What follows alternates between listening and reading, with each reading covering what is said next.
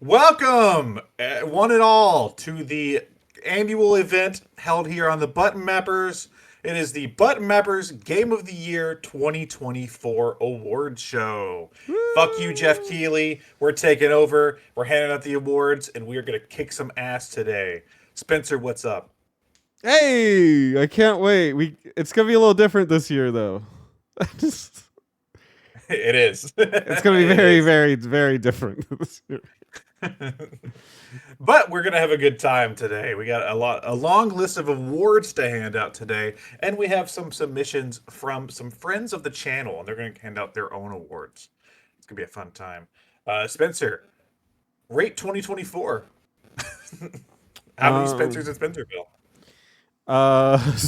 Spencerville was probably like 2 or 3 Spencers out of 10 Spencers. Ooh, Not a great year for gaming. that's I a would. that's a low count on the Spencer scale, on the Spence scale. Yeah, but you know what? I have not played Metaphor ReFantasia, which I really should have, but Oh I'm probably gonna get it for Christmas, so I just didn't bother buying it. no, I was like, I thought you would have for sure played that one when it Yeah. came out. It's like, is that a Game Pass one? Is that like one of the ones? You know how they do that with some of those Atlas titles? No, No? I don't think Huh. so. Too big. Huh. Too big. That's what she said. Hmm. If only. Alex, Oh, how many how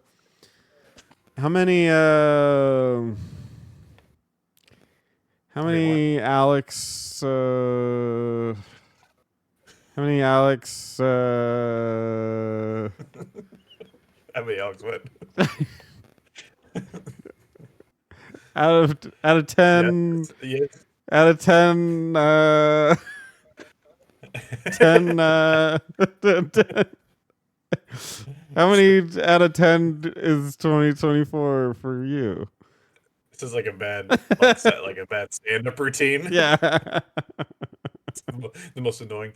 How many Alex berries off the Alex tree is 2024? That's what you're asking me. Yes, that's Um, it. That was exactly it, yeah.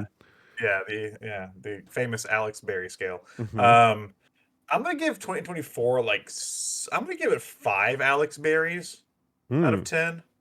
Okay. There was some stuff I liked this year, but like nothing really hit hard. You know what I mean? It's like all the game releases I cared about this year were like smaller game releases, or like maybe more indie stuff, or like they were like more niche games. There was nothing hard hitting. Like I'm thinking like last year was hard hitting. Last year I had Alan Wake 2, which was my game of the year. Then I had like Pikmin 4 and like Diablo and stuff. I was like, I had a lot of games last year, like big games. I didn't have that this year. Like no, I haven't really bought anything new. I bought Mm. a few games, but like nothing that was like, holy shit, this is gonna be like a masterpiece. Yeah, I think 2024 was really like watching the gaming industry unravel in a lot of ways. Like especially like the American gaming industry. And I guess just the Oh yeah. Western gaming industry. Like it was So no, it's kind some of of the Japanese ones had too. really. Like I'm trying to like yeah, like I'm thinking of the whole thing with Concord and Sony where they released a game and then immediately pulled it Yeah, but and wasted millions of dollars. that's a very like American thing, I think. I don't think I know Sony is a Japanese company, but like that's Hmm, got to be like an America Sony of America or some kind of influence there cuz probably. You're probably right. like all there, the ones like like Final Fantasy Rebirth and stuff, great game. I'm sure I haven't played it, but I got it on the table. I'm ready to go. Um like Metaphor that got a lot of awards and everything, but like the releases that are American, not so good. Like Concord was maybe the biggest disaster of Yeah. all time. I'm not like based on budget and everything. That might be the. I think the biggest Sony game this year was probably like Helldivers 2, which I liked a lot, Mhm. but still, it's Helldivers 2. That was their biggest game this year, I think. I don't know. Yeah. Spider-Man, I guess Spider-Man came out, right? Did it? I don't even remember that I did it. Spider-Man 2 or something. I don't know. I don't care. Return to Spiderville. Yeah, Spider-Man. Yeah, how many spiders in Spiderville?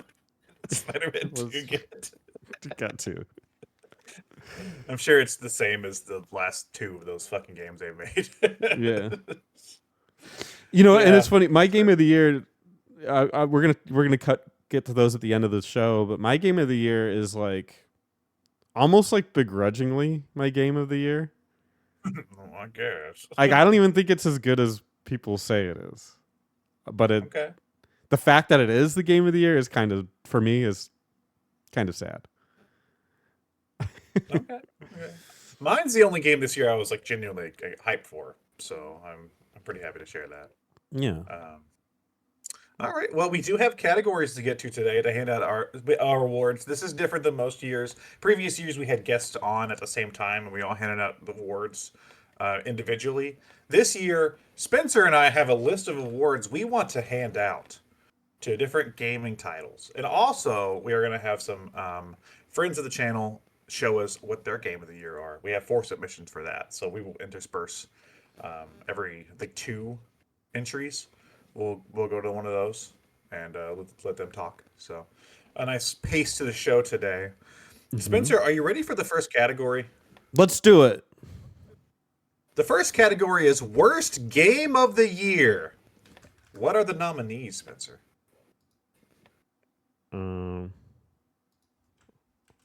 Hold on. I did this wrong.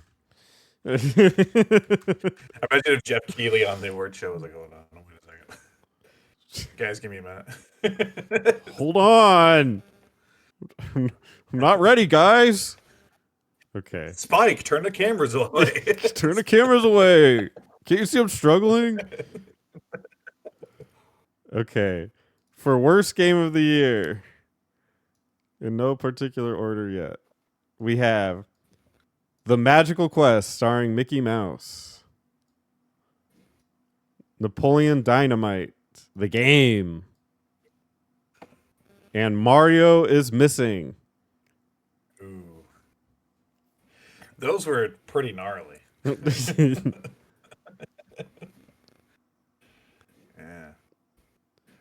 We didn't decide how we're going to pick these. We just have the nominees. Well,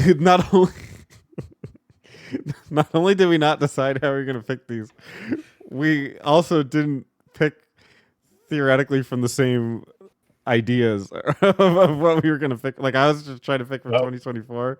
You picked like what we played, so I kind of defaulted on some of these back to yours. But let's see how we do this. So I guess like a number, like a low number, maybe would that work for this? Like out of 10, What do you mean? the one that gets the lowest out of 10. Like an average?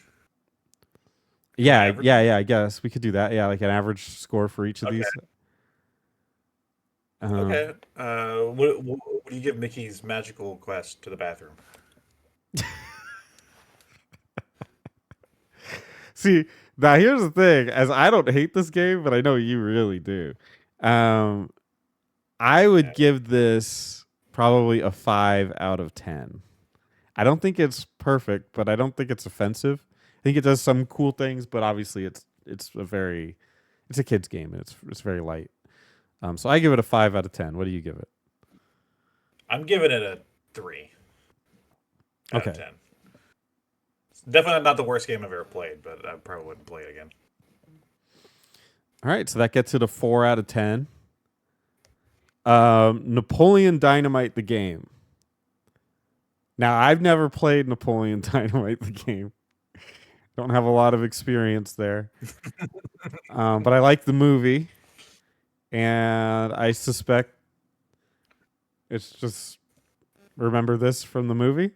And then from your review, I remember you said that there was a lot of extra, like, expanded stuff that really doesn't make any sense, but it's there. It's clearly a bad game from what I saw. I would just guess that this would be a 2 out of 10. Oh, I was also gonna say 2. Yeah, it's just like one of those garbage cash-in games. You know what I mean? It's just like they had a popular IP years after it was relevant, and they were like, "How do we cash in on this?" And then they had to like stretch out the material of the movie as far as they could into mini games. It's like even if I got this as a kid who liked the movie or something, I Yeah. would have been like, "This game sucks." Okay. All right. 2 out of 10. That's our current winner. The last one is Mario is Missing. For the episode on that, there's a full map out for this one as well. It's in the archives. Um, this is pretty bad, but it's also, I think, with context, this is supposed to be like a learning game. Now, as a learning game, I don't think it's very good either. But it does. It's kind of unfair to compare it to other games that are trying to be fun, as opposed to this one that's trying to teach you. Um, so I'll give it a 3 out of 10. Oh, I'm giving this one a 1. I Really? thought even as a learning tool, it's a not only is it offensive in the ways that it tries to teach you, but also just in the way that the game operates is almost nonsensical.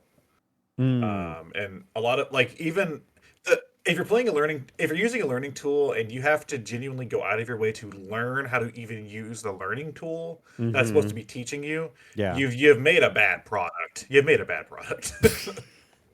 That's a good point. The interface was incredibly cumbersome. I don't even think I understood the interface at the end of the game, like fully. I It took me like an hour to even understand what I was doing. Like the map system, the continents, the like jumping on the Koopas to get pieces to take them to the Peach to get. I was like, what the hell is? I had to talk to the people. I was like, what the hell is even happening? Like it felt like a fever dream for a while. And you're expecting a kid to hop in there and learn something? Yeah. You know what? You're right. You're right. I'll lower mine to a 2. Oh, we got a winner! So our winner is Mario is Missing for worst game of the year. Congratulations, Nintendo. Please never put this game out again. Hide it. We don't want it. Okay.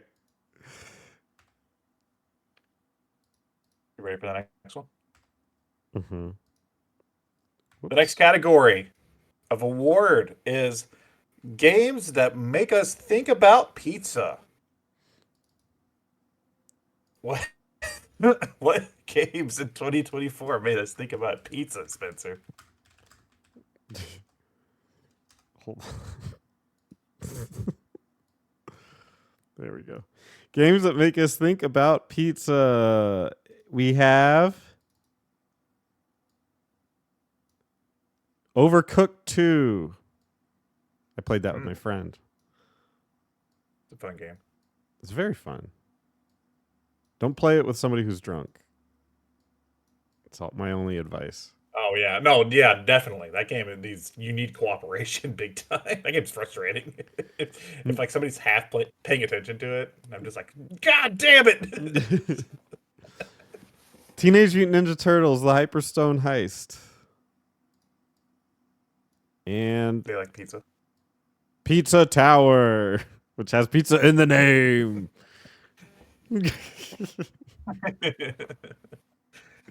These are all pretty pizza-rific games. I would say. Mm-hmm. Um, I think Well, I think they're all tied to pizza in like different ways too. yeah. Like Overcooked, you're making the pizza. Pizza Tower, you're carrying it. How does that one work? Now you play as a pizza chef, and Okay, you're but just it doesn't like like. ascending a tower. But you do collect like mushrooms and peppers and stuff. You collect like things from pizza in the levels. Okay, and then in Teenage Mutant Ninja Turtles, Cowabunga. They like pizza. I yeah, look. Spencer. I know you're a big Turtles fan, but I think that's going on my bottom because not like on my bottom, but on the bottom of my list. because yeah, it's like TMNT. I think of pizza, but I also think of like other elements, not strictly pizza. When I think of TMNT. Yeah, and it's probably the same with Overcooked because you make a lot of stuff on that. That's not just pizza. And But that pizza, one's closer though, because you do make pizza though. true. But with Pizza Tower, it's called Pizza Tower. Are we just giving it to Pizza Tower? I think we have to. Hey, Pizza Tower wins the award for the game that makes us think about pizza. Congratulations, Pizza Tower. I really hope we get to map out that, not map out, remember that game sometime. Pizza Tower. Woo! We should. We should Yeah, it'd be remember fun. that game.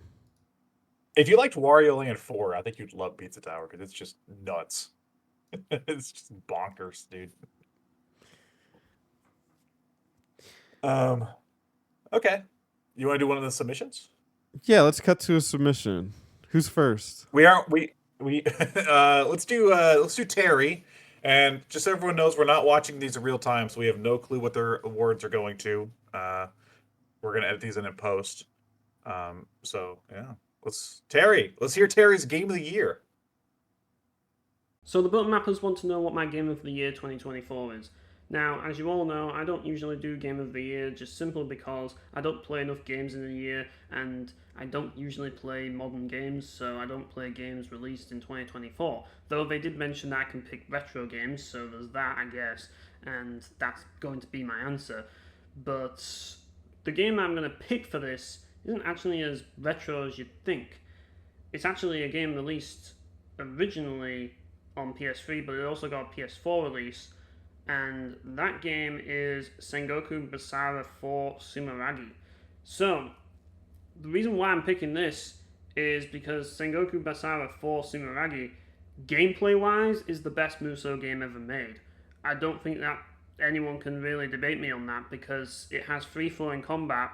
It has so many moves that you can do. You can parry, you can dodge, you can do all this stuff that you can't do in most Musou games. And each character feels unique and they all have their own unique playstyle, which is cool. I mean, the story I can't really say much on because it was all in Japanese, but I do know the characters from Basara 3, so I know that they're quirky and kind of interesting in that regard, but Basara 4 was more of a gameplay experience for me, and I really loved every minute of it because it was just mindless mayhem, and that's what I love about games nowadays. So that's my game of the year 2024. Now, I haven't really played many games this year. I don't usually play many games. Most of the games that I finished this year were games that I replayed. So you could consider Valkyrie Profile 2 Silmeria to be my game of the year 2024 because I played it this year. I replayed it for a video and I enjoyed it thoroughly because it's my favourite game of all time, but I don't think anyone's going to count that, so my answer is Basara 4.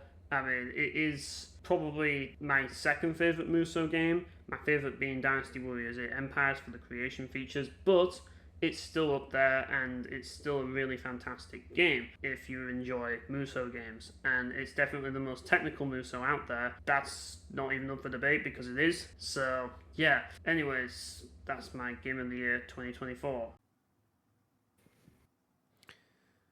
Wow, Terry, Wow. that was enlightening. Yeah. It's really impressed. All right, what's the next? I can't believe I can't believe Terry voted for all of Game Pass. That was his game of the year. Was It- every game on Game Pass. It was a controversial opinion, but one that I respect, and we as a community need to stand by. Sure. He said if you're not paying for the subscription or submission, you're an idiot. And I agree with that. Yeah, I agree with that as well. Great commentary, Terry, and I look forward to your more positive reviews of everything in the future. Thank you. All right. Next award is the best game with the letter T. Doesn't have to start with a T, doesn't have to end with a T. It just has to have a letter T in the title. Okay. Batman Arkham Asylum. We did remember that very recently. We just played that. Yeah, yeah. Dragon Quest 3 HD 2D remake. I'm playing that right now. There's a T in there. I see it. And Tomb Raider remastered. Oh yeah, that came out. Ooh, Tomb Raider starts with a T. There's a lot of T action on that one. And sure. remastered. There's a T in there. Now, oh shit. Okay, so we're not rating these based on how good they are. We're rating them on their T jobs. Is that true? How good they are at having, how good they are at having the letter T in the name. How iconic is the T? The T is a classic. Is the T usage? Yeah. Yeah, yeah. You know, I considered which letter we should use for this segment. You know, because there's a lot of iconic letters. P, P's a good one. S. S. You can't do anything with that S for sure. Yeah. C's even pretty good. I like C. You know, I think C's underrated. I think people overlook C sometimes, but C's good. I've seen people underrate C. Yeah. Q I could live without, if we're being honest. Yeah. Yeah. Q's kind of worthless. Let's. In fact, Q is so worthless that I say we rule out Dragon Quest just immediately. Oh yeah. That Q is dragging that one down. It's dragging that one down. Yeah. That's I like what you did there. And there's too many numbers. There's too many numbers in it too, in that title. Yeah, we're talking about letters, not numbers. Yeah, get out of here, math. All right, Dragon Quest 3, you gone. So we're left with Batman: Arkham Asylum or Tomb Raider Remastered. Mm-hmm. Pretty Bat. strong T. Yeah, Batman. Bat. If you take the T out, he's just Batman. That's not cool. Batman almost sounds like it's like a Batman. slang for bad man or slang for Batman. Batman. like a 2-year-old. Batman. Yeah. Batman. yeah. You need the T. Batman. Maybe that's how we have to. Maybe that's how we have to judge these two, is if we remove the T. Like how vital was that T to the name? Raider. Raider Remastered. Remastered. Tomb Raider Remastered. Okay, yeah. Yeah, remastered. Okay, yeah, that's the T is pretty vital there too. Mm-hmm. Or Raider remastered. Or Batman. Batman. I kind of like Batman. Yeah, I think we may need to give this one to Tomb Raider. Okay.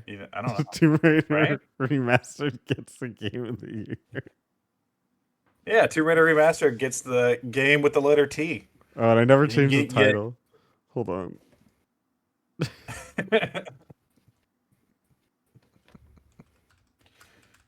I mean, if we're choosing a better game, it's definitely Batman. But you know what's funny is I was just shorthanding the title of this segment, and I called it Games with T. Isn't that one of our viewers? No, that'll get us in legal trouble. That's true. Games that start with T.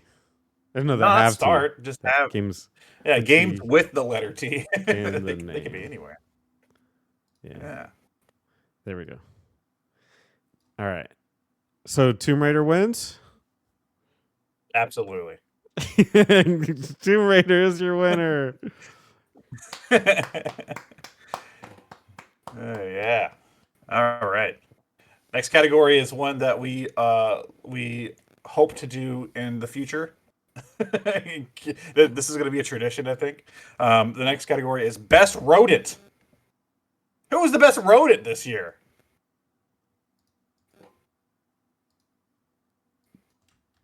Best rodent. Okay. Your nominees for Best Rodent are Conquer Live and Reloaded for Alex, the rodent that exploded. A mouse that explodes when you give him the cheese. I don't know his name, but he dies. The nameless rodent. and then he inexplicably comes back at the end. There you go. Teamfight Tactics Into the Arcane. It's this version has Twitch, who is a rodent that talks and that eats cheese. Okay.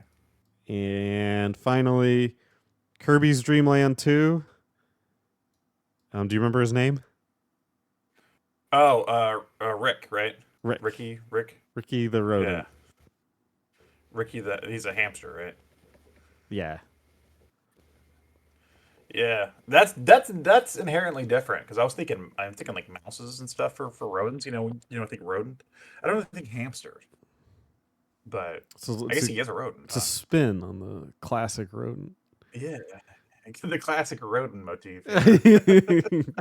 Kirby's known for its peculiar takes on Kirby's Dream Land 2 really changed the way I think about rodents. I think I read that on Kotaku. I read that article. So I don't know the League of Legends one, whatever it was, the Teamfight Tactics one. I don't know anything about this one. He's funny, but I don't think he's that iconic. So we can delete him. I just had to put something in there. He likes the way that rotten cheese smells. 'Cause he's from the sewers. Hell yeah! All right, so now we're That is pretty cool. We're down to Conquer versus Kirby's Dream Land 2. And they show off the battle of the century. The Battle of the Rodents. So you have the mouse and Conquer. He tasks you with getting him a piece of cheese, and then when you give it to him, he explodes, and like his organs and viscera go everywhere. Mm. And he's dead. And then he comes back at the end of the game, just patched up inexplicably. I guess he survived. Okay. And Ricky is a hamster. You ride him. I mean, hey, Rick's so iconic. He's like on the box too. For Well, Dreamland they're 2. all on the box. Yeah, but he's like the prominent one. That's true. That's very true. Yeah. Yeah. The mouse from Conquer isn't on the box. Conquer is. The Conquer is a rodent as well. I mean, Oh shit. Yeah. Wait, is does a squirrel count as a rodent? I think so. Can we just give it to Conquer? Let's give it to Conquer. It's all about the rodents. Let's give it to Conquer. Fuck the other guys. Let's give it to Conquer. Conquer wins the best rodent of 2024. Woo! Good job, buddy. That's also a game that I would love to do an episode on sometime. That game is fun. Yeah. I'm down.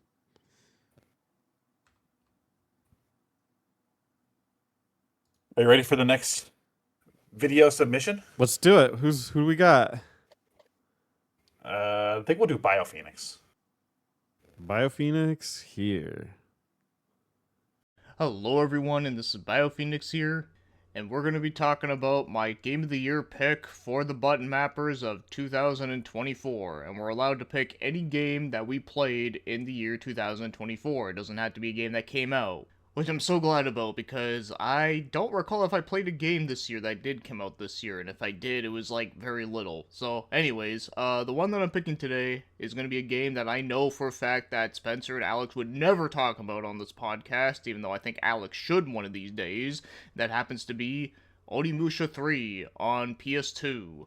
I played through it for the very first time this year, and I fell in love with it. I thought it was just very, very fun. And it also has a lot of cool different set pieces where you get to go from the past in the Japan setting and you get to go to the present within the France setting. And I always really liked the whole time travel between different countries and the like past and future. I don't know, I always kind of like that stuff. And of course, I can't forget that the French guy in this game is played by Jean Reno, which is really fucking cool.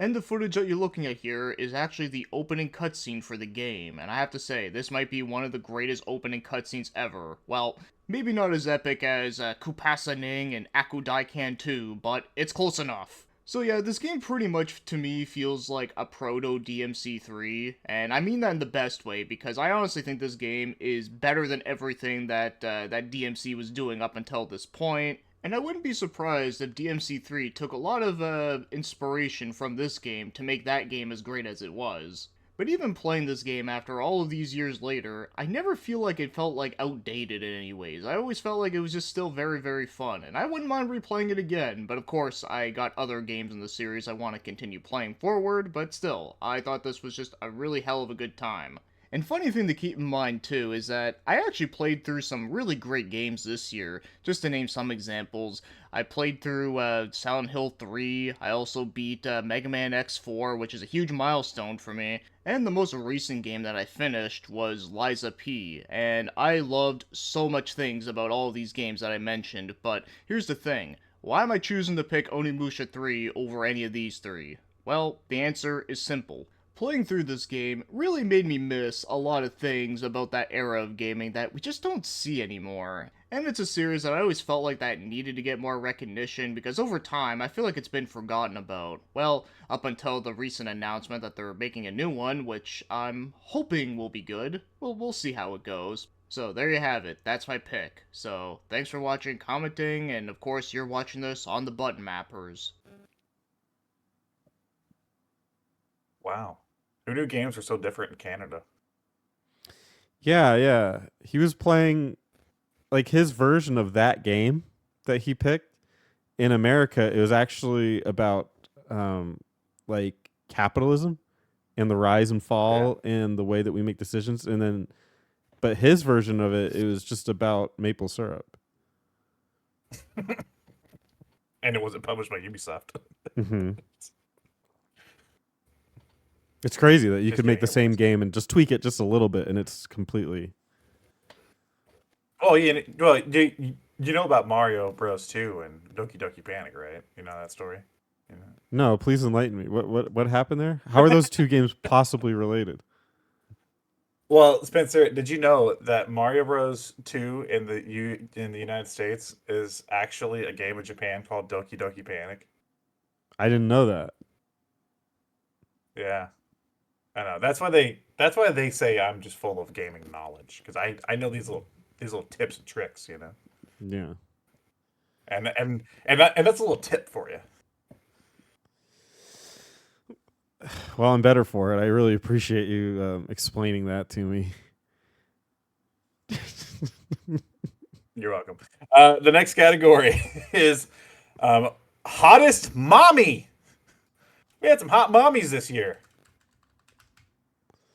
Hottest mommies. You ready for them? Oh, I'm always ready for a hot mom. Okay.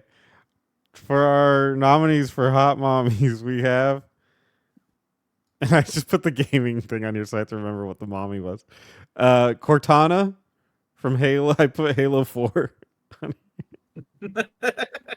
Why Halo 4? I feel like that's what we talked about Cortana the most. Oh yeah, well that is the one with like the Cortana love stuff. Halo 4 Yeah. and 5 have like weird Cortana love relationship shit. But yeah, 4 was like 4 is the one where like Master Chief loses Cortana because she's like sick or something at the end, and then he's like sad because he lost his AI mommy girlfriend. He says, I can't come. How am I supposed to come in space without my AI mommy? I remember that line. It was divisive. It was very controversial. Yeah, at the time. He's I like when I come in space and it's in 0 G's. Floats. Like it floats in the air. Yeah, I remember that one. Next up, we have. This is just me pulling shit out of my ass. We have Pokemon Gen 1. Your mom. Your mom? Your mom? She could be hot. You're right. She could be hot. I don't know. Maybe I need to go. I have that like the Let's Go Pikachu version. Maybe I should play that. See if she's hot. Yeah, see if you can, Get a read. Yeah. Get a read on her hotness. And then But she's a mom though. She is. Yeah, she's an actual mom. And Not an speaking AI of mom. moms, this is almost just a meme, but Button Mapper favorite, Cooking Mama Cooking mama. Now, I like a mom who can cook, so I feel like she's a pretty good equation. Yeah. But hottest mom? Yeah, I don't think she's hot. Yeah, she's kind of like chibi, right? Like the art style, the chibi style. Yeah, yeah. Chibi is not hot. Yeah, but she can fill my stomach with a lot of delicious food made from delicious recipes you can learn on your Nintendo DS. The picture I have is from the Wii, but we can go with Okay, the Wii, the, whatever. let's get all the Wii one. Yeah. And then I think mommies, these all meet the category, but hot mommies might be restricted to Cortana on this one. Just Cortana. Yeah, because we don't But don't really they- know how hot the mom from Pokemon is. The only hang up with Cortana is that she's not an actual mommy, but she is based on Master Chief's like adopted mommy, That's something. the doctor lady. Yeah, so it's sort of like his AI mommy. Yeah, it's like a spiritual mommy. So Spiritual mommy. Yeah, I think we should give it to Cortana. yeah. Cortana and the amazing story in Halo 4. Halo 4 is hottest mommy. Don't forget about the Forerunners and the composer and the library and whatever the hell was going on in that game. Good job, Cortana. You're the hottest mommy. I'm Rule 34ing that tonight. Right. This next category may be the most controversial of the show. Most gay. What do we have for most gay of 2024? Most gay. We have Dragon Age the Veil Guard. Ooh. It has a scene where one of the characters is who's like part dragon, I think, is literally coming out to his mother. That's funny. This is where we are in 2024 video games, by the way. Next up, we have Life is Strange Double Exposure. I only played the first Life is Strange, but it was pretty gay. But yeah, the first Life is Strange is pretty good. I played the first one, and I've played Before the Storm, which is the prequel to the first one, and then I didn't touch any of the ones after that. And I know there's like four other games after that. Deals are pretty gay. And then we have Kingdom Hearts 3, which is making a double appearance today. 358 divided by 2 days, over 2 days. Some kind of math equation. You just said it wrong both ways. What is it? I won't touch upon it right now because that might come up later. Oh, okay. Yeah. Good point. Which one of these is most gay? No, I haven't played Veilguard. I kind of want to play Veilguard just because, like, I feel like I'm so far down the Dragon Age hole at this point. Like, I just gotta see it through, you know. But if just looking at it and having played Dragon Age 1, 2, and the other one, what the hell was that called? Inquisition. Inquisition. Having played those, starting at Dragon Age 2, it was already getting kind of gay. It was getting Was pretty it? gay from that point. Was it? Yeah, dude. There's a party member that if you're, I mean, like you could do like like same sex relationships, and there's a party member that like I remember he's like an elf, and I remember having him in my party and doing quests and stuff, and then like never having like any sort of inclination that like we had a relationship like that, and then at one point he just starts coming on to me during the game, and I remember being like, "What the fuck." I didn't know. I wasn't even trying for that. like other BioWare games at the time, like Mass Effect did the same thing, but like you had to actively like try to nurture a relationship for that to happen. This guy was just like, "Hey, what a fuck," and I was like, "Whoa, hold on." So if that's Dragon Age 2, and this is the fourth game, I imagine it's pretty gay by this point. Was Inquisition pretty gay? Less or I'd say less than 2, but it still had some same sex stuff, and you could do you can do some gay stuff in that game too. Yeah, this one, JD sent me a scene from it. It was showing the character like coming out to his or her mom. I can't remember which one. And about that their pronouns were no longer like the Okay, customary. yeah. It was like, why? That's I understand inclusion, but you're making a fantasy game. yeah. I don't want to hear about fucking pronouns. It was I want to slay. I want to slay dragons. yeah. It was mind blowing. Like that. That sounds like something that would be in Life is Strange, which makes more sense because that's more like contemporary, right? Right. You know, it is. I think Life is Strange probably is very gay, but also like when you look at the box, like it is like Yeah. that's what it's going to be. Yeah. You know that going into it. It's like watching a gay porn and be like, "Whoa, those two guys are fucking. What the hell?" It's like, I didn't mean to click on this. what the hell? What the fuck? Yeah, I mean, it's like if you clicked on it, you know what you're getting into. Yeah. Two guys pounding it. Yeah. Well, Life is Strange, I guess, isn't two guys; it's two girls, but they're pounding it too, right? Like, Oh yeah, definitely. They're definitely pounding it. And is there like also, a sex they're scene probably- in it in Life is Strange? No, there aren't. But they're like lovey scenes. They're Yeah, not like really like fucking though. maybe That'd be cool, Double though. Especially that Exposure first has. game where I don't know.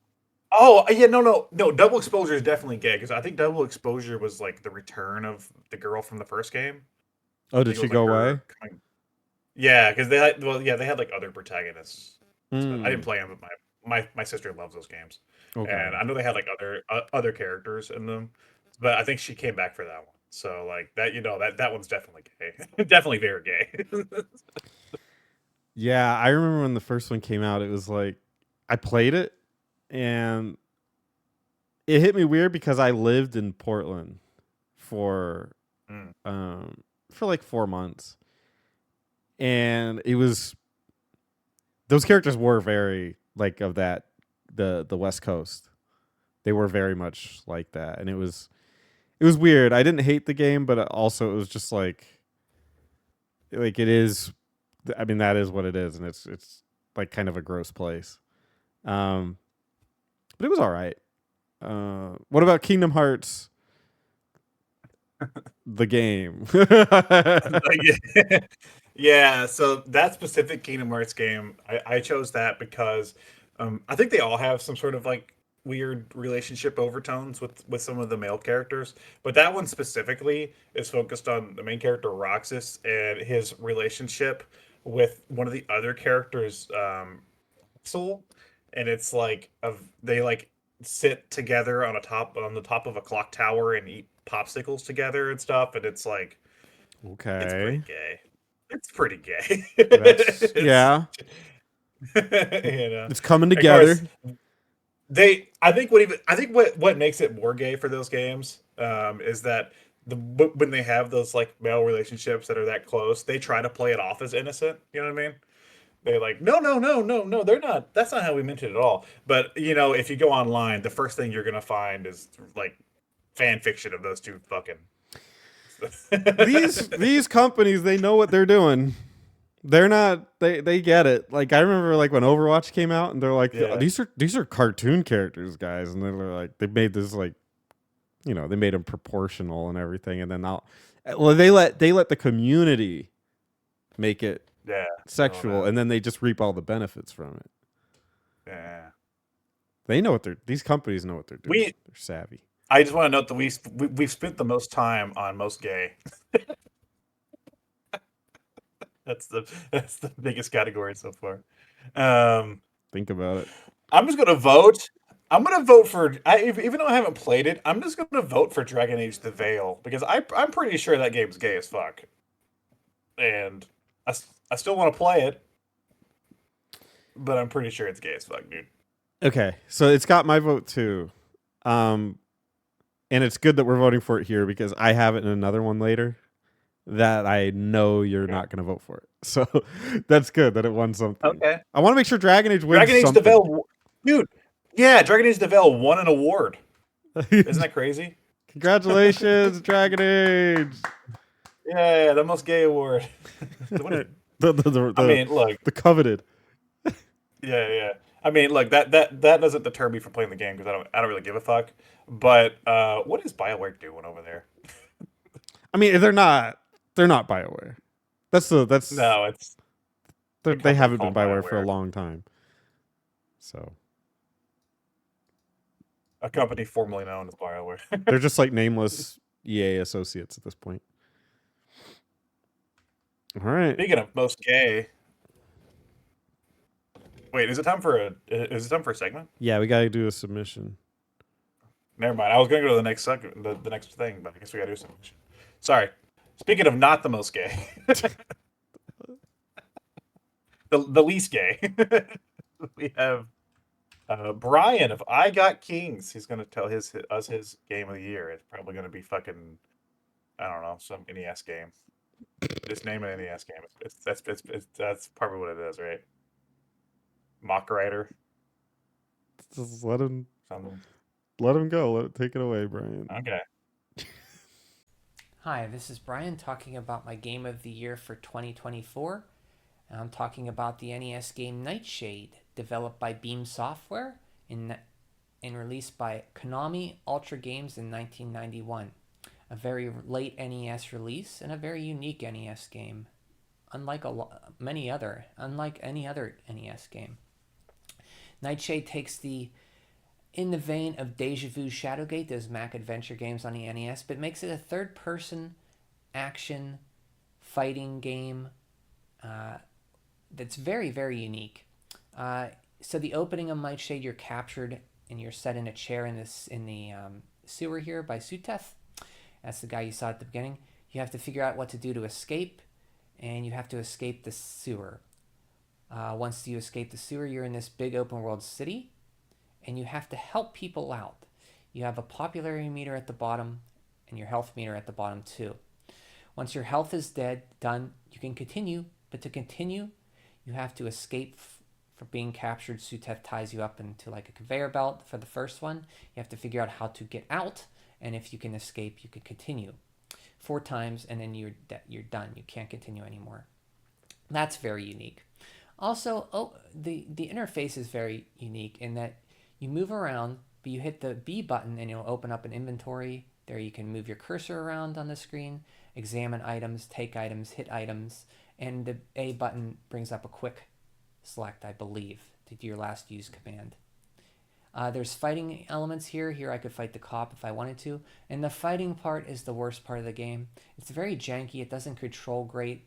It's very delayed. Your jump, you got to learn the enemy patterns or you will die. In fact, the most time you die will be the fighting part. That's the hardest part of the game. The jumping is very delayed. Like I said, you have to know when to time. And basically, you got to know the patterns and you just got to mash. It's not very great. I usually avoid fights if I can, but you do get your popularity rising from being fights. The popularity meter at the bottom, when you get out in the city and you help people, your popularity rises because you're a superhero. And when your popularity rises, you have to have it high enough to get into certain areas of the city to progress the game. Suteth has killed the main superhero, or he's missing, and you have to find his lair in the sewer in the city, and you can heal up to 4 times in the healing station. In the lair, there is 4 orbs that you put around the treasure, and in those orbs, you have to put this around the treasure Suteth wants to take, and then he can't take the treasure. Also, there's 4 bosses you have to beat, and then you fight Suteth himself. And that's my submission, Nightshade for the NES. Thanks, Button Mappers. It's on Wii console, or it's on the Switch console. Play it if you want. Bye. I couldn't believe it. Wow. Wow. Brian picked a game not from the past, not even from the present. He picked a game from From the the future. Yeah. Wow. He said 2030, look out. There's going to be a new Elden Ring game that is also gay, and that's really good, and that you should get. Elden Cockring. Elden Cockring. the controversial entry. Some lords rule with an iron fist. Some rule with an iron cock. Some ring with an iron cock.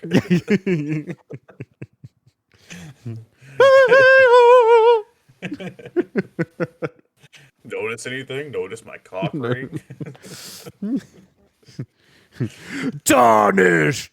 Look at my cock ring! Dude, now I want a Souls boss, but sometimes they have like big swords and stuff. I want to like swing a big cock at you while you're fighting. That You have to like, dodge it. You have to roll under it.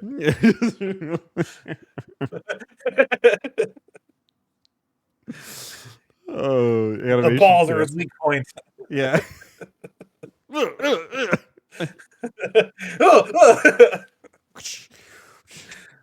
Oh my god, that'd be phenomenal. Speaking of phenomenal, we have hottest hunk is our next category. The hottest hunks in gaming for 2024. Our nominees are. And these are.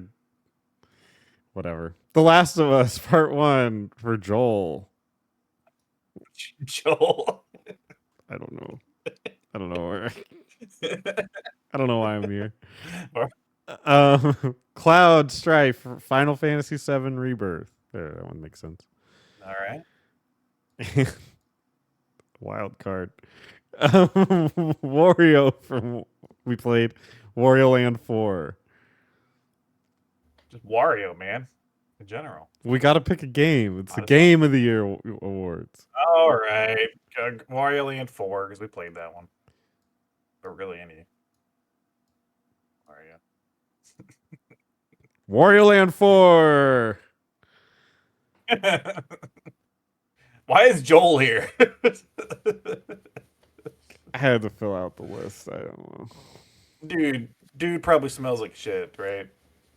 Well, you know what's wild to me is that because of the HBO show is like a success, right? Like people say they like. Yeah. I don't even know how you judge like a show as a success anymore, because like everybody has streaming services, so like they make these shows and put all this money into it. Watched it.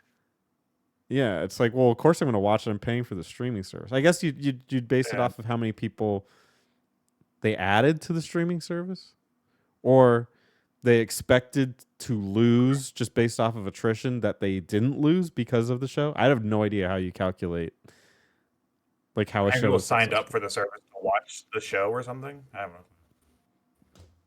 don't know. But like that's the thing is like I've had Netflix for what, like 10 years now or 5 years now or however long I've had it.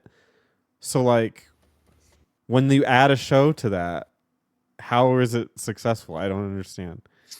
I was here and then, I was here before and then I was here. I've literally had my Netflix account that I have now. I've had since 2009. Yeah. And it's like, what? Like when I started using Netflix, like the stream, they had to send you a disc for your Wii to like stream to the Wii. Oh damn. And yeah, you had to put a disc into your Wii to like stream Netflix to it. And that's how long I've had the same account. The shows I've seen leave. so my thought on this is it's like there's a whole, theoretically, because of how quote unquote successful it was, there's a whole contingent of people that think of Joel as that actor. As Pedro Pascal. Pedro Pascal, yeah. Whereas there's which, you know what? I like Pedro Pascal. He's okay. I think he's pretty good. I I like think he's all right. Did you like him as Joel though? Did you watch that show? I did. I saw it. It was good. He was good. He was good. He was fine. He wasn't the worst Yeah. part of the show, even though he didn't look like Joel. But he made it. Ellie didn't look Ellie either. That Ellie was like, that was the Yeah. real problem for me. That Yeah. actress, I am not a fan of. I don't know what's going on Yeah. there. they're like, it looks like Ellie got hit in the face.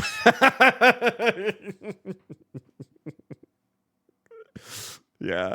It's a Yeah. good show though.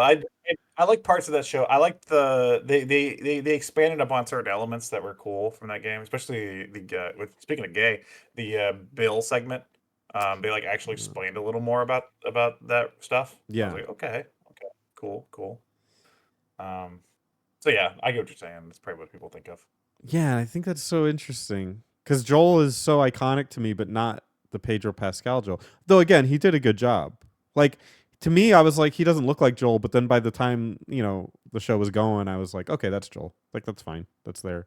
And, Yeah. I was, which is a sign of a good actor, I think. But the Ellie thing.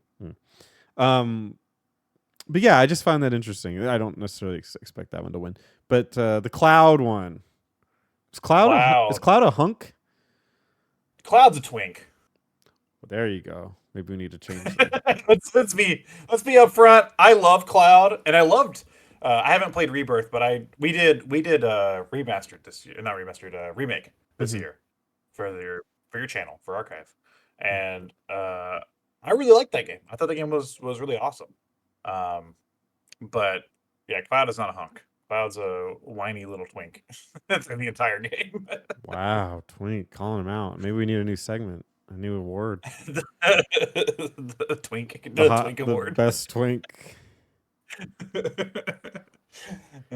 You But, I really, mean, he can uh, swing around that sword though, pretty well. yeah. Well, really, we have almost polar opposites here because we have Cloud, hottest Twink, versus Wario for hottest hunk. Yeah, Wario is the hottest hunk on at least on this list, right? You think so? Yeah, Wario's got sensibilities, Okay. right? Doesn't he like fart a lot? And obviously not in this game that we're talking about. But Not in the game we played, that's true. He's nothing but a consummate gentleman in the game we played. and he's a man on a mission. Mhm. He's trying to get some treasure. Okay. He's strong. Yes. I mean, he bashes and throws everything. Okay. Kind of winning me over here. Yeah. I mean, not to mention he dies and comes back to life many times during this game. That's what I like in a man. Yeah, I like the man who can revive. His ability to reincarnate. Yeah, I prefer reincarnation in my man. That's on my Tinder profile. That's why the hottest hunk of 2024 is Jesus Christ. Do you see those abs when he was up on there? Amazing. No, it's Wario. Yeah, on my Tinder profile it says, if you ain't gonna reincarnate, don't even bother. Don't even ask for a date. Yeah, no date, no reincarnate, no date.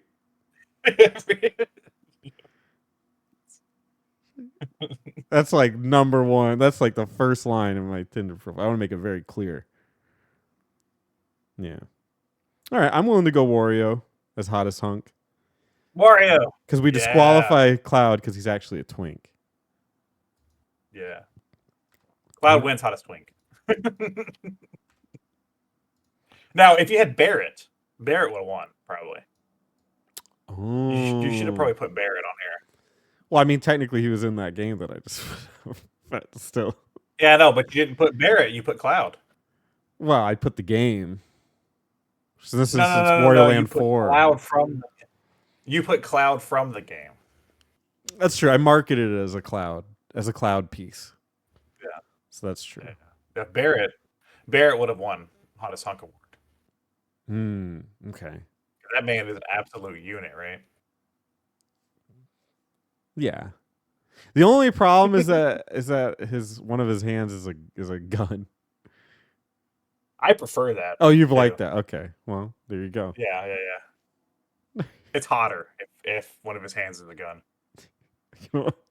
Anyway. All right, good. Good. Wario wins. All right, we have the worst box art award. What game in 2024 had the worst box art? Spoiler alert. I just picked anything I could find that had bad box art. I was a little short for time on this one. So yours can probably win. But it'll be fun to look at bad box art. So here are the nominees. And you can't even see them anyway. Nope. So that sucks. Cheggers Party Quiz.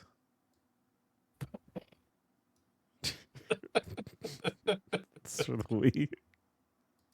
Cheggers Party.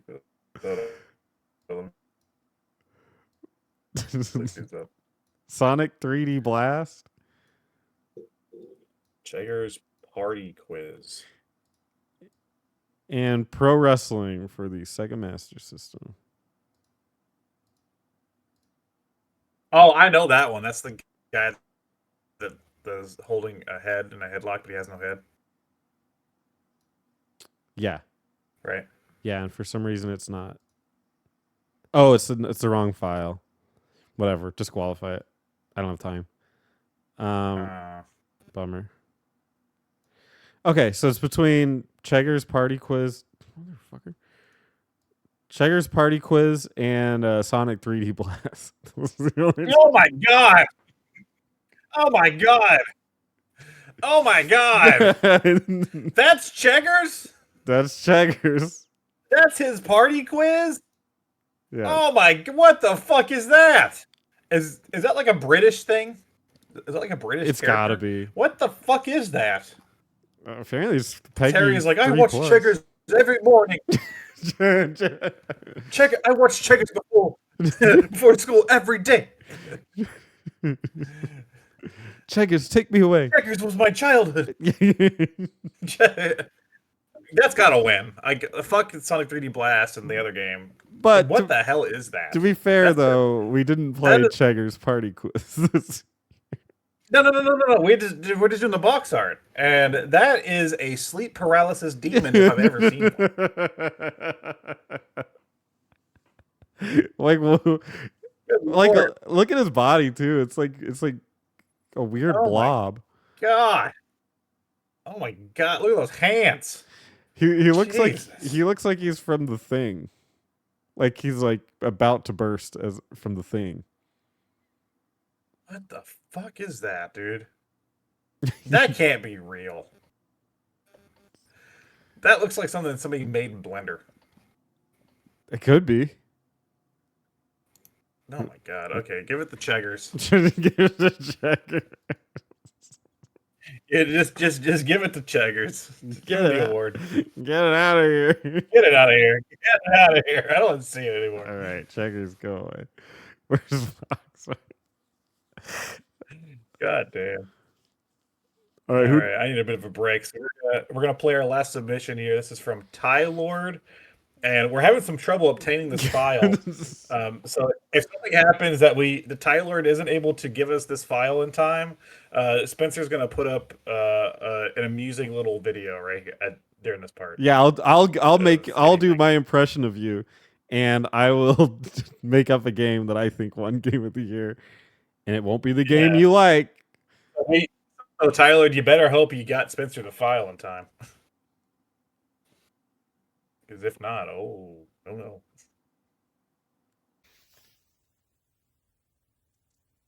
Hi everybody, Ty Lord here. Merry Christmas, Happy New Year, Happy Holidays.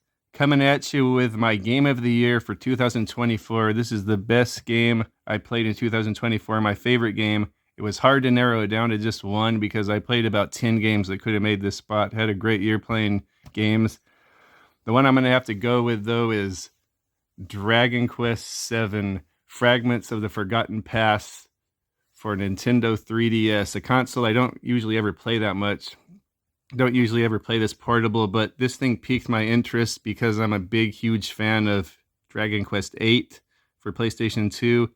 probably my favorite RPG of all time. On top of that, I watched about a 3 or 4 hour video with Majora T and Spencer. Spencer's RPG Archives did a video on this, long discussion on this game. You would think that might be a long video to discuss one game, but that doesn't even scratch the surface of this game. I spent 134 hours on this game. I was playing it for over a year. Shout out to Teddy Kong, Majora T, for sending me this copy. It still has one of his saves on it.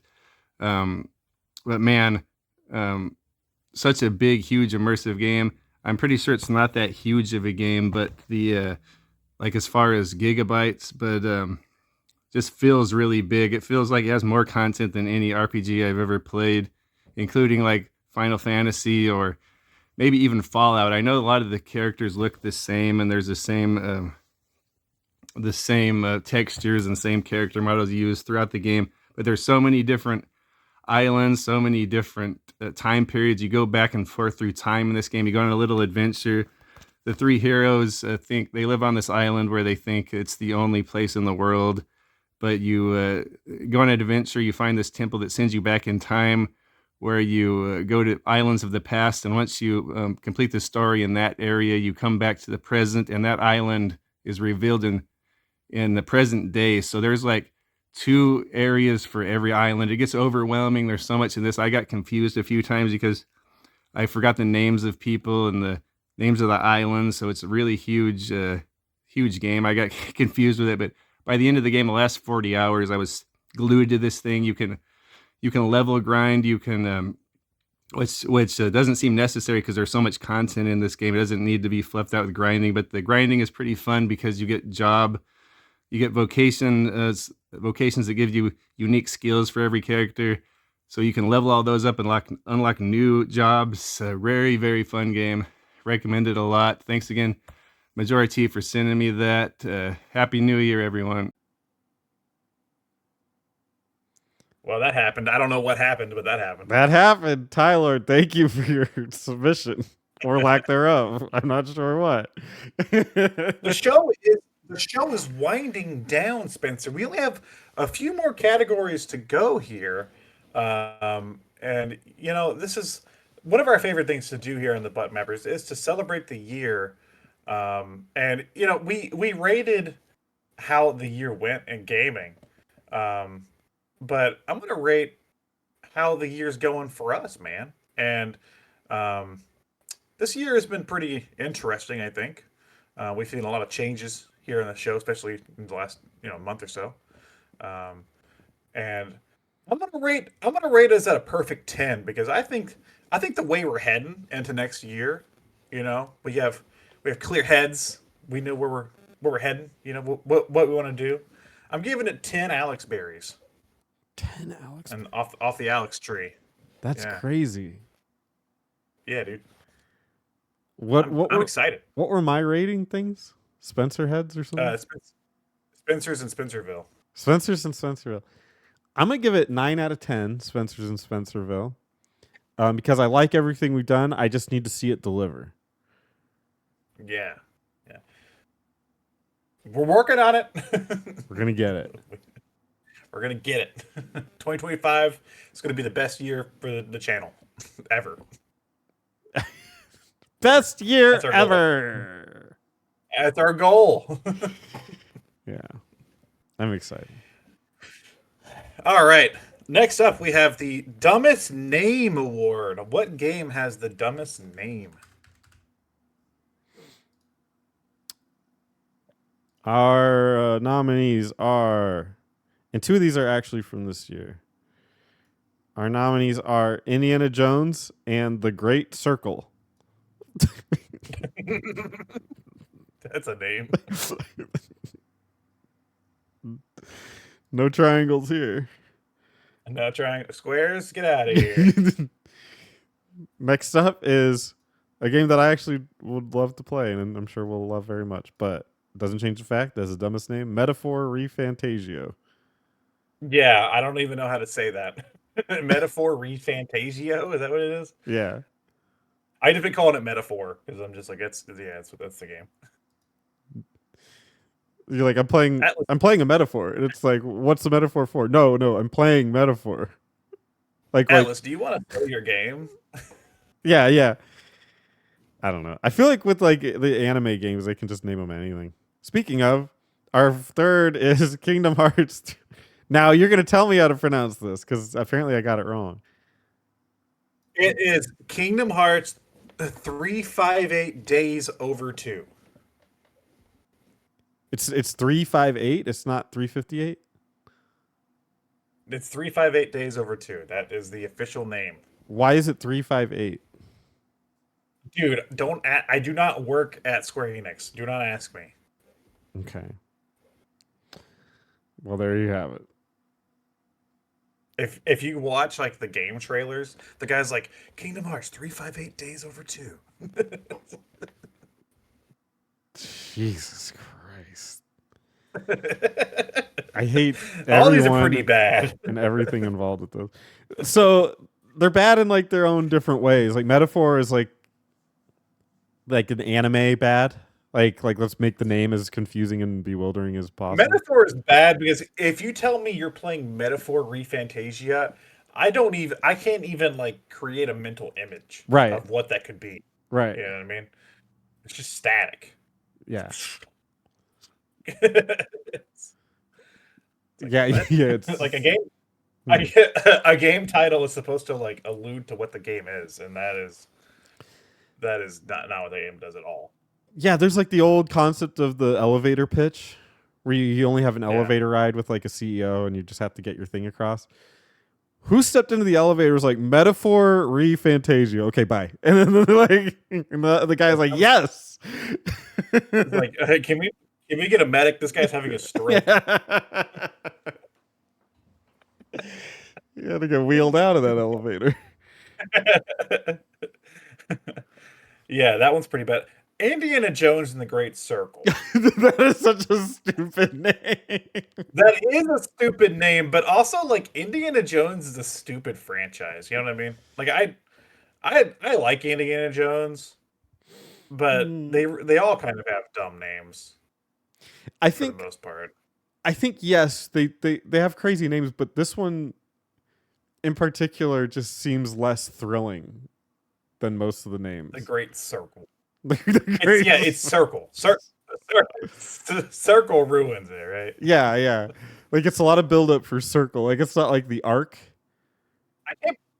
I wonder who named that because that game's by Machine Games, who did the Wolfenstein games recently. Okay. And like those have pretty good titles. Those are like the New Order and the New Colossus and like like that pretty good. Like that like I say I'm playing Wolfenstein the New Order. You're like, okay, it's Wolfenstein, so it's Nazis and it's the New Order. Okay, it must be like some new version of Wolfenstein. Where, it's like you're like New Colossus. You're like, okay, well, Colossus is huge, so it sounds like a big threat. Yeah, those have like decent titles. The Great Circle. That is not a good title. It couldn't be like the Great Temple or the Great Shrine, Indiana Jones and the. I mean the Great is fine. Yeah. Like Indiana Jones and the Great Dagger. I don't know. The Great Circle. Yeah, something that would make you interested in Indiana Jones' next great adventure. And then, of course, we have the Kingdom Hearts game, which 358 Days Over 2, which is just confusing. We're gonna get a migraine. Yeah, we're gonna get a migraine trying to break this down. So I get what they're trying to convey. It's like the game takes place over 358 days across 2 characters. Mm-hmm. You're telling me that's the easiest way you could convey that in a title? Is by making it a damn math equation? It's a literal math equation. I mean, I have to assume that that's central to the plot for some reason. Like it's... Before I play... Yeah, it is. It is. It's like every day... That game is like... It doesn't go like... Most Kingdom Hearts games, you go like world to world and do stuff. That game, you go day to day. And it counts down the days as you play. So like the story winds down near the end of 358. So... Where it's handheld, it's like you a day happens, you do a mission, and then it moves on to the next day. So it's like in small portions. So okay, I get it. But no, like literally before I played that one, I thought the title was like 358 days like divided by 2 or something. Like or something weird. Well, I mean, Like, I if I didn't if I know what it was. if I look at the title here, it doesn't say 358 days over 2. Yeah, no, it doesn't.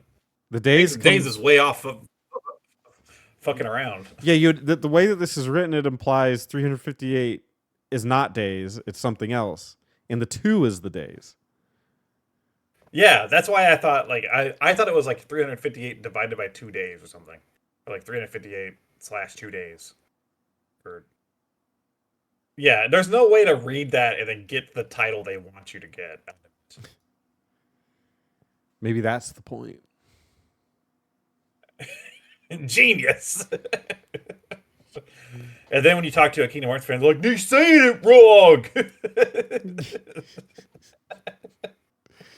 You talk to a Kingdom Hearts fan, and they start dribbling slobber all over their shirt. I'm like, "Damn, how did I get to FurryCon?" That's what I say. Okay. I know that this is the only one that didn't come out in 2024, but I kind of want to vote for this because of just how bizarrely stupid it is. Yeah, We good to vote for this one? Kingdom Hearts? yeah. The other ones have awful names too. They're all terrible. But yeah, that one could be like one of the worst names for a game in like gaming history. It's pretty bad. How well did this game I'd sell? rather have Cheggers Party. I don't know. Probably. Well, it's a Kingdom Hearts game. That's true. They usually do pretty well. Not in the name though. All right, we have the last award we're going to hand out before we hand out our individual Game of the Year awards. So, the final award for this ceremony will be the Most Not Going to Play award. What games in 2024 are we just not going to play? No matter how hard you try. Our nominees are Suicide Squad, Kill the Justice League. That one makes me sad because I like the publisher or like the developer. It was on sale for $2. It's on sale for $2 right now. Oh my god. Yeah, that's bad. They're dire straits, dude. I saw that the other day and I was like, I'm still not buying this. They're trying to get that like somebody to play that game. It may have just won the award. Skull and Bones, an Ubisoft original. Oh yeah, I forgot that's in the title. Like what? Like what? Holy shit! An Ubisoft original? God, I gotta play it. Well, now I'm on board. I didn't know that. And then the last one is I know you won't vote for it, so it won't win because of something you said earlier. But Dragon Age: The Veilguard. Oh yeah, I would. I not actually play it. actually gonna do it. Actually gonna do it. Play that. Not because I think it's gonna be good, but because I'm just curious. You know, I just want to see how far it goes. I am so disgusted with BioWare in general. I refuse to play like anything that they make now. Like, just won't do it. They're such like a weird puppet of EA that isn't BioWare. It's Oh, like yeah. to me, it's like disrespectful to the older games to even touch it. I refuse. It is. The only BioWare game outside of this one that I haven't played was Anthem. I didn't play Anthem. Mostly because I just didn't have any. I didn't care about that at all. But this is at least tied to a franchise I do care about. So like, it's kind of like I'm just here for the ride at this point. Okay. You know, like I know it's gonna not be great, but like I want to see it through. You know. Gotcha. So we'll eliminate that one, but I can't voice my distaste for that one enough. Suicide Squad, Kill the Justice League versus Skull and Bones. I can tell you I will not play either of these games. Me either. Suicide Squad hurts the most here. Mm-hmm. Because it's fucking Rocksteady, dude. Like, how did this happen? Like, Thing too is I don't tell even know if it's a bad game. I haven't looked it up. It's just like I just have zero interest to play it. I don't. no. Yeah, and like I've seen side by sides of like the just the animation quality of that game versus the animation quality of like Arkham City, and I'm like, guys, how is Arkham City like? How does Arkham City just look better in general, Mhm. like than your 2024 game? It's baffling. Um, Skull and Bones. What is it? I couldn't tell you. I couldn't tell you three things about Skull and Bones other than it exists. It's a Ubisoft original, and it's probably got something to do with pirates. Yes. That's all I Let's like. look it I up. couldn't Let tell me you what look it kind of up. game it is. I couldn't tell you if it's a strategy game or like a role playing game or like a Sea of Thieves type game. I couldn't tell you anything about this fucking. I thought it was like a Sea of Thieves type game, but I don't think it is. It's not good when the first thing I look up for Skull and Bones is the oldest senior class society at the university. It's like a conspiracy theory thing. Woo! Skull and Bones is a No, video well, game. hold on. You didn't type in a Ubisoft original. That's true. I should have typed in an Ubisoft. You forgot that part. You forgot that. That's why they had to put that on there. Skull and Bones is a 2024 action adventure game developed by Ubisoft Singapore and published by Ubisoft. It revolves around piracy and naval warfare with a fantastical setting in East Africa and Southeast Asia during the late 17th century. Gameplay. What is this? Marketed as a tactical action game set in an open world environment and played from a third person perspective. Take control of a minimally customizable pirate ship. Good start. Which has a stamina bar limiting movement speed. It may choose to sail the Indian Ocean on a single player campaign or gather up to 5 other players to ally in limited player versus player gameplay in disputed waters. You just play as a pirate ship and sail around? Is that what I'm hearing right now? Wasn't this supposed to be like a quadruple A game? Didn't they tout Yeah, this? it had a crazy budget, right, or something. Or it's like the first quadruple game from a Ubisoft original. It began as a spin-off, an expansion. It was envisioned as an expansion of Assassin's Creed 4 Black Flag. I actually like that game. I mean, not like a lot, but thought it was cool. And it became an MMO spin-off under the name Black Flag Infinite.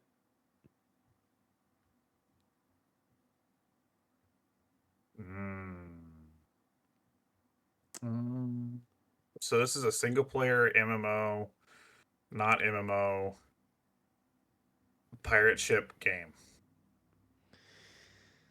This Dude, I'm is not this playing has to this. win. This has to win the award, right? This I'm is not playing. Yeah, I'm not playing this. I'm not this- playing. this is At least Suicide Squad killed the Justice League. You can show me a picture from that, and I can name the character or something, and I can be like, yeah, that's fucking Harley Quinn, or that's the Land Shark, or like what's his name, King Shark. Like that's I don't. You could show me a picture from this game, and I couldn't tell you what it was from.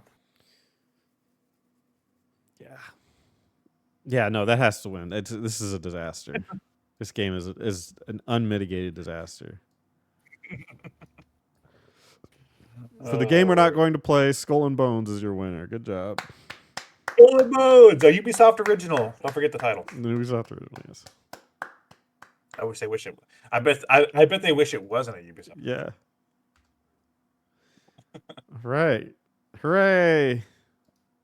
Yay!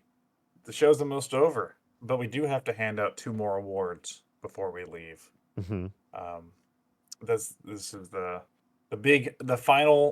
finale of the Game Awards today. Me and Spencer have to hand out our Games of the Year awards to our Games of the Years Yeah. for 2024. Who's going first? I can go first if you want. Sure. Let me set something up real quick. Okay. I'll entertain the audience. Yeah, talk to the people. How are you? How's your love life? Have you called your mom? Don't forget to brush your teeth. And comb your hair. Always wear clean underwear. And give it stupid advice. Always wear clean underwear so that if you're ever in a horrific car accident, you're not embarrassed at the hospital. Imagine being in a horrific car accident and then, like, when you're at the hospital, they're like, look, he has holes in his underwear. Meanwhile, I'm, like, bleeding out on the table. How embarrassing. This is hard. Doing the show by myself is hard. Remind me never to have you do that again. Doing the show on my never have me do a solo episode because I'm just gonna not know what to say the entire time. It's just me today. Okay. Strange weather we're having, huh? It's just me today, and it's barely that. It's barely, yeah. Okay. This is Spencer. My game of the year for 2024 is actually the expansion pack of Elden Ring, Shadow of the Erd Tree. It's very good. If you want to know more about it, I talked about it in a game talk. I can't remember which one, but it's somewhere in the archive. Go look for it. Go watch all of our game talks in the past, and you'll find it somewhere. And give them all a like. This is a great game. Obviously, I mean, it's the Souls series. It's Elden Ring. It's just more of Elden Ring. I would say it has two boss fights in particular that are more intense than most of what you'll find in the original game. And they're also very hard. They might not be hard now. I heard that the game has been tweaked and these bosses have been nerfed a little bit, so I can't speak to that now. But at the time, very, very difficult. It looks beautiful. It plays incredibly well. There's a lot to like here. My only thing is that this kind of gets to a question that I have about these games in particular is like, sometimes what I like about them is that less is more, where they just don't, they feel more like intimate and less showy and more just like a lot of meat. This game at times felt like it had too much going on. Like some of the bosses, they're just so over the top, and I feel like they're going beyond telegraphing their moves and becoming more like a spectacle. And I kind of didn't like that. So I don't think I like this game as much as other people do, but it's still probably the best game that came out this year that I played. But I think also it's really damning that this game could be my game of the year when there's like all these new games that have come out. This is really just an expansion of another game. So I'm a little disappointed on that front, but I can't think of another game that I've played this year that could really top it. I did play Baldur's Gate 3 again, and that probably would, but I think that was my game of the year last year. Mm-hmm. So I didn't want to be boring. So yeah, Shadow of the Erd Tree would be my game of the year. Might have been Metaphor, but I didn't play it. Well, and Elden Ring was like your game of the year like 2 years ago, right? Or something. I think so. Yeah. So it's the expansion to your previous game of the year for that, whatever that year that was. Do you think it's like? Do you think they should have done an expansion, or they should have saved this stuff for like a sequel or something? No, I think the expansion was the right way to go. obviously with the sequel, I don't know if you saw the trailer for it. They're going in a slightly different direction. If it's not called Bloodborne 2, I don't care. I can't remember what it's called. It's called Elden Ring Cock Cockring. Yeah, that's the one. It looks like it's more of a boss rush kind of game. In fact, it looks like from what I've gathered and what I've read, it almost seems like an homage to other Souls games. Like it has bosses from Bloodborne in it, and like Weird. people are like that's a character from Bloodborne and yada yada. People are like picking out the different bosses and stuff. So yeah, it should be interesting. I'm curious, but it also has like a lot of mobility to it. I saw like the ability to run up walls and stuff. So they're going in a weird direction with that. So from their perspective, I would say probably this is probably the way to go is just release as an expansion because they're doing something different next. Yeah.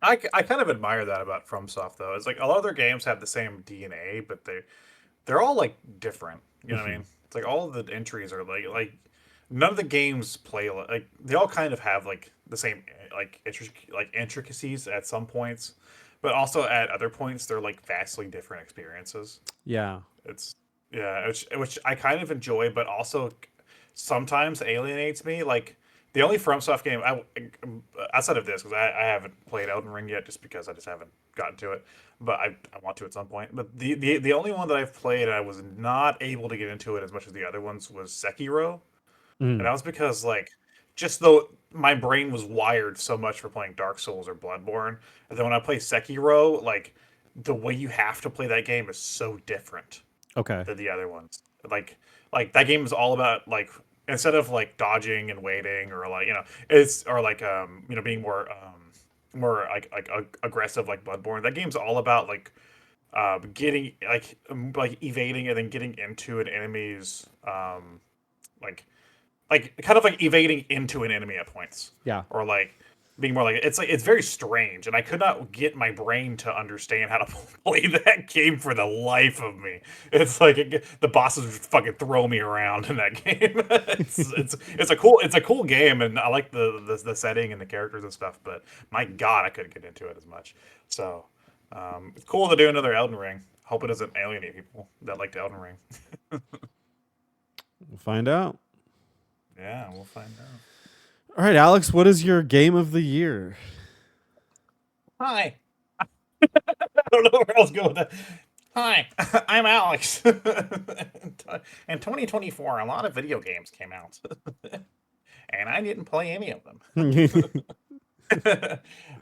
No, I usually have a really definitive answer, and I guess this is a pretty definitive answer for me. But like, I kind of had a hard time choosing because because of a lack of choices this year.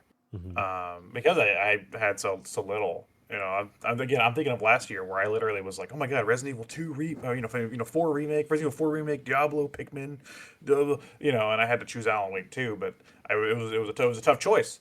This year it's like there's only been one new game really that could have taken it for me, and it did. The other games that I've played were either older games or like some games that like I played Helldivers 2 and I liked it a lot, but I wouldn't give it my game of the year. So it's like, damn, dude, what a mediocre year this was. But the game I'm talking about today is not mediocre. My game of the year for 2024 is Earth Defense Force 6. We're back, baby. If there's an old saying, if an Earth Defense Force game comes out, Alex will come running. I've heard that. And I sure did.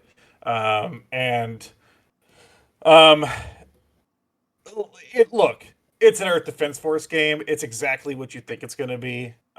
You play as the Earth Defense Force and you shoot things and you blow things up, and there's giant bugs and aliens and monsters. And that's all this game needs to be, and that's all it is, and that's fucking perfect. There are some changes here. This game is actually like the first in the series to be an actual like direct follow-up to a previous game. Spoiler alert, in Earth Defense Force 5, we lost. And that's where this game picks up. The game starts and like humanity has like 30% of the populations left on the planet, and things are kind of in shambles. And like you spent like you spend the first like third of the game like fighting through like the ruins of Earth. But then they pull some time travel shit where you go back in time to try to re-win the war. And it's very stupid, but it's also Earth Defense Force, so who gives a shit? As long as I can blow stuff up, right? It's just it's got some new enemies that have some pretty interesting AI capabilities. That's something they like to do in each of the games. The scale of the battles become bigger and bigger and more crazy. I got this on Steam this time because I have the Steam Deck and I figured that'd be a good place to play it. And I was right, but I also didn't think about the fact that they like to do some crazy ass battles sometimes. And some of the battles, one of the battles in particular, got so fucking crazy that it kept crashing the game on my Steam Deck because the Steam Deck just couldn't handle all the like everything that was happening at once. It was just too much for it, and it would crash. So I finally did get through that mission, but like it probably crashed a good 3 or 4 times before I was able to actually complete that mission. People that are interested, maybe play it on PlayStation 5 or like a high-end PC. Maybe don't play it on the Steam Deck, but I've enjoyed playing it there because for the handheld capabilities. Yeah. Do you think that's why?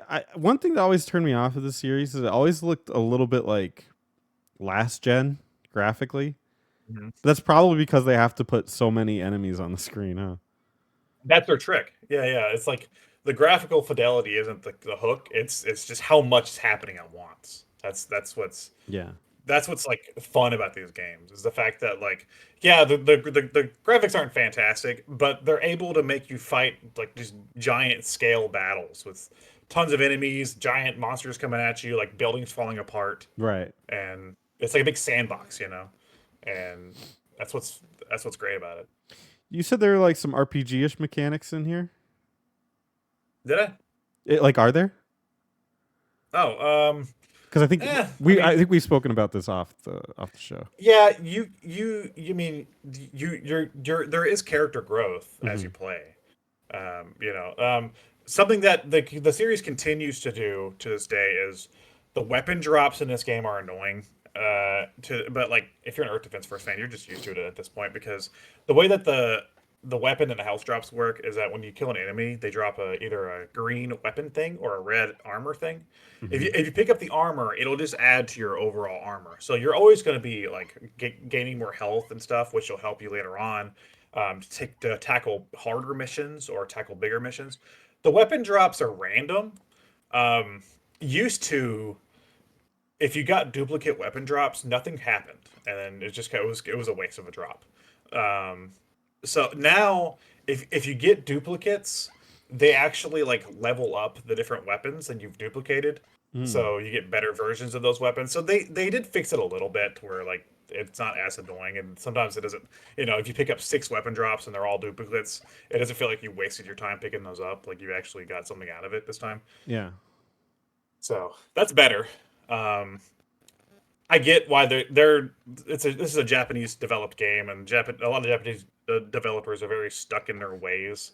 So with like how they develop their games, and like I get it. Like that's probably them because like other Earth Defense Force spinoffs have had actual weapon shops before, but they've all been like American developed or like Polish developed games.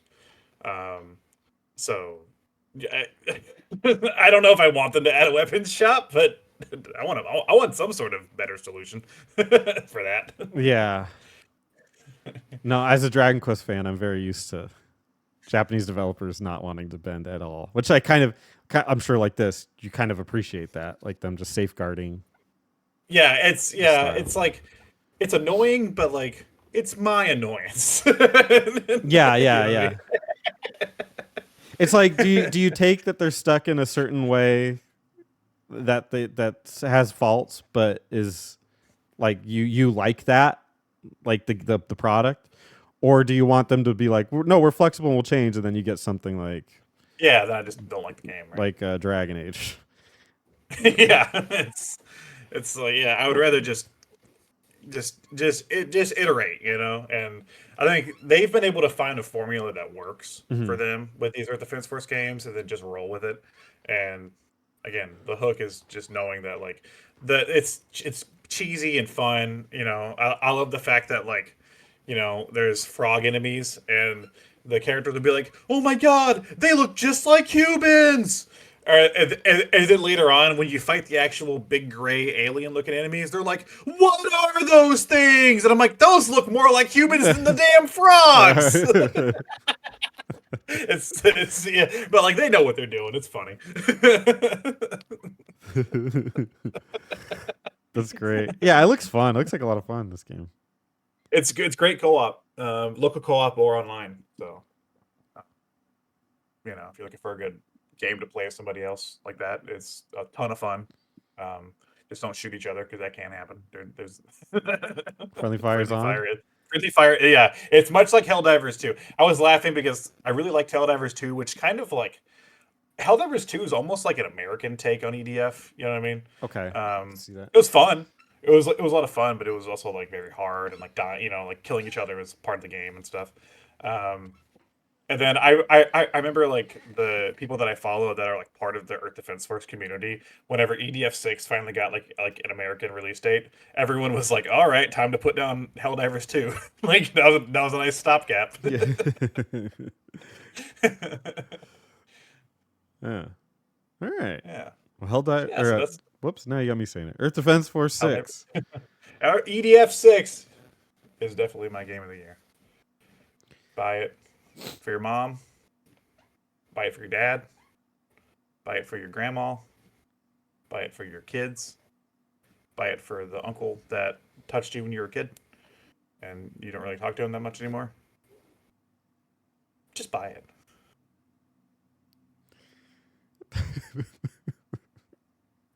I'm trying to make a list of all the people that I have to buy it for. Shit. Which uncle though? Oh. Oh. Anyway, just all of them. Might as well at this point. Cool. So that was the 2024 Game of the Year awards. Top 10 games of 2024. Congratulations to all the winners. Cheggers, please never look at me again. That was terrifying. I was not expecting that to be so terrifying. I do want to announce that next week I don't know, let me pull up the calendar because I don't know what the date is for that episode. And I'll put a little community post up too in the Discord and on the YouTube so people know. The 28th. December 28th will be our final episode of 2024. It will be a live episode. We don't really have an agenda for that episode. We're just going to hang out, talk, do whatever, you know, for a couple hours. But we will be unveiling some stuff that have to do with the future of the channel in 2025. Some big announcements there. And also taking any questions that you want to ask us. And you know, it can be related to like what we plan to do with the channel. The only thing we ask is that if you are going to come to the show and be involved, is you know, we had Teddy leave this year. If you're going to ask us questions about Teddy or why he left, we're not going to answer those because we respect his choice and his privacy. So just know that. But we are excited to share some of the plans we have going forward and talk to people and, you know, chat it up. Yeah, I'm excited for that and excited for some of the reveals. I think you guys are going to really like it. Yeah, I'm excited too. I think most of you are really going to like it, and Terry will hate it. What the fuck is this? This is not what is this shit? This is not the button mappers I know.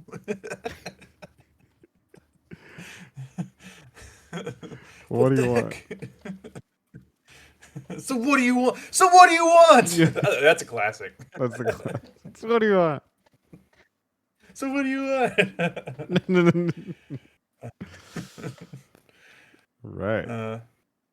Yeah, Spencer, thanks for joining me on this show that we do together. Alex, it's been a pleasure. Oh, you're not gonna thank me for joining you on the show. Okay, I see. I get it. Alex, thanks for joining me on this top 10 games of 2024 adventure. Did you have a What was your good favorite game we talked about? the favorite game we talked about?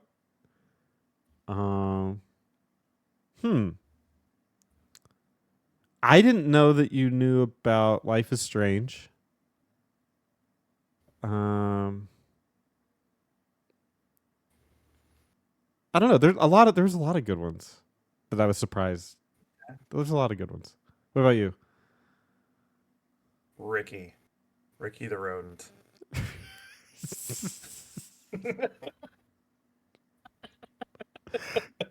just Ricky the rodent. Just him? Very specific. Yeah. Okay. Yeah. That was a good one. Were you about to ask me? Were you about to ask me a question? No, it was just like what was your favorite moment? Oh, how many? Do I need to rate the award show today? Yeah, out of 10, what is it? Alex Jizzes or what was it? Alex Berries. Alex Berries. How many out of 10? Yeah. How many Alex Berries from the Alex tree does the Game Awards Alex Berries 2024 for get? Alex. What is an Alex tree? It grows Alex berries. I don't even want I to just know told how you. you plant it. You plant an Alex, and a little Alexling. Alex seeds? Yeah. Then it sprouts into an Alex tree. What are Alex seeds? And then from the tree comes Alex, and then from the tree grows the Alex berry. Are you just jerking And off then in the you see- park? And the Alex berry, you can find the Alex seed, and that's the circle of life, Spencer. I feel like you're just jerking off in the park. You can't legally prove that I am. How about the trees? You can't legally prove it. The trees can't either. The trees can't talk, but the trees could talk. We'd be in trouble. The things they've seen. So rate this show out Oh of yeah. out of 10 at 10 Alex berries from the silent Yeah, Alex yeah. trees. Hopefully silent Alex trees out of 10 berries. So they better stay silent. How many Alex berries from the silent Alex trees? I'm gonna give it a 7. 7. 7 Alex berries. Yeah, that's good. That's pretty good. Solid. It's for solid. Yeah. Yeah. What about Spencer's? All the Spencers down in Spencerville. Let's see. Let me gather them up.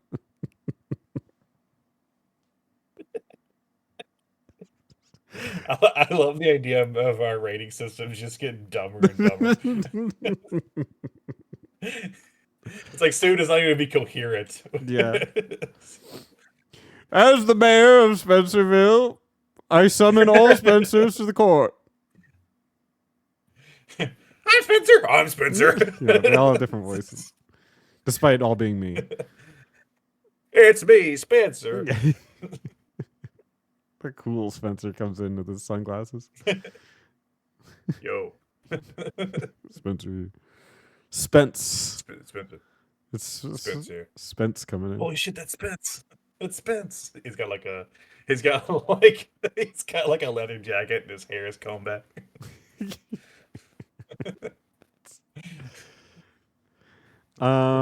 Looks like- Yeah, I give it a 7. Hey. I give it 7 Spencers out Spencerville. of 10. The Spencers have Oh spoken. wow. Now on the scale, are Spencers worth the same amount as Alex berries? How many Alex berries per Spencer do you think? Well, it's irrelevant, right? Because it's out of their own. It's like apples or oranges, but you're just comparing. Yeah, but if you had to convert them, If you had to convert them, okay. if you had to convert them, I don't know why like you. it's curved. I don't know why you would have to convert them. I don't know in what scenario that would make sense, but Well, because you're going from Spencerville somewhere else. okay.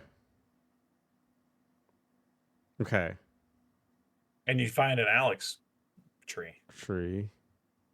You pick And- some Alex berries. And so it's like you're trading them?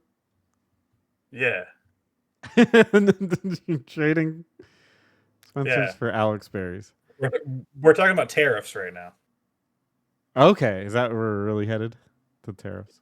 Yeah, I think it would cost about 2,600 Alex berries for one Spencer. Now remember, now I'm gonna.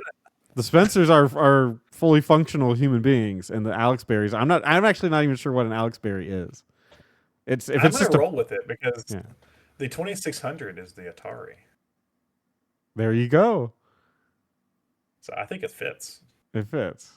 Now Alex berries are just berries, right? Yeah, but they're Alex berries. Well, yeah, that's a given. But do they don't speak or any? They're just you eat them. They're berries. They might. But you have to see one. I guess yeah, I'd have to see it. Knowing very little about Alex berries, I would give it a 2,600 ratio. But if they speak, we're in a Okay. different ballpark. That'd be it's for picking me. Get your hands off me! Don't pick me. Get away from me. You know, when you're trying to pull them off the tree, they just start screaming. Yeah. Away! Away! No! There you go. That'd be terrifying. Anyway, thanks for joining us, everybody. We'll see you on the live Yeah. show, right?